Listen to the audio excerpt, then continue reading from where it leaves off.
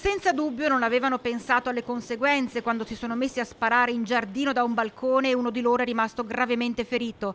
4 uomini denunciati, tra loro il 35enne di Pianezze colpito dal proiettile di una carabina sparato da un amico di 36 anni. Per lui, sottoposto a 2 delicati interventi chirurgici, i medici del San Bortolo di Vicenza non hanno ancora sciolto la prognosi. Tutto è accaduto a Marostica, in Valle San Floriano, nella proprietà di un'abitazione di via Sedea. 4 dei 5 amici presenti, quasi tutti cacciatori, tutti pressoché coetanei, avevano deciso di provare una carabina calibro 22 regolarmente detenuta, che uno di loro voleva acquistare.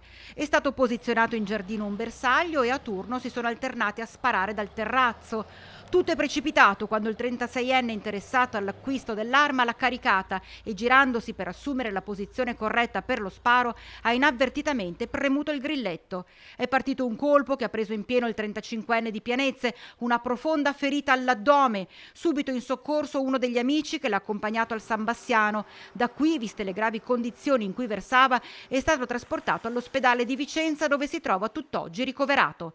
I carabinieri hanno ricostruito la dinamica e ascoltato i soggetti interessati.